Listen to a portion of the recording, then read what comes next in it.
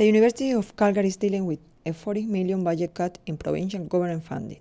We talked to Rafael Jacobs and Sarah Ackerman. I think there was, in the beginning, especially when there was a lot of unknowns, there was a lot of flags raised as to, what is this cut actually going to do and affect our students? And when you do have cuts, and it's extreme cuts to a budget, without affecting quality, something has to give. Starting next September, the University of Calgary will cut 200 enrollment spots in the Faculty of Arts. I know something, again, in terms of cost-saving mechanisms the university did is they cut programs as well.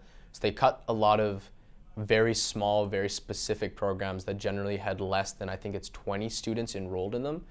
And I think a lot of those programs fell in the arts just because it's such a large organization, and it's easy as an art student when a lot of the programs are underfunded. People talk about job prospects and say it isn't great. People say, oh, it's easy to get an arts degree as opposed to something like engineering. As someone with an arts degree, I think there's a lot of value in having an arts degree, and I think there are consequences when we don't value the arts properly.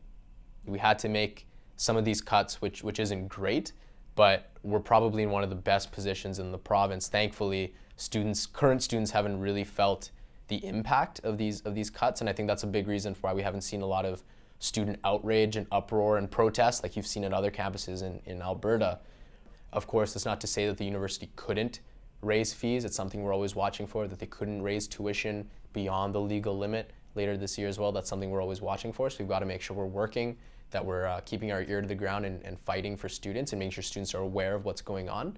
But I'll say right now, the fact that we're still paying more or less the same amount despite having that massive cut, I think students are benefiting from that at the end of the day. It's not ideal, but it's not a terrible position to be in. From NUTV, Damaris Martinez.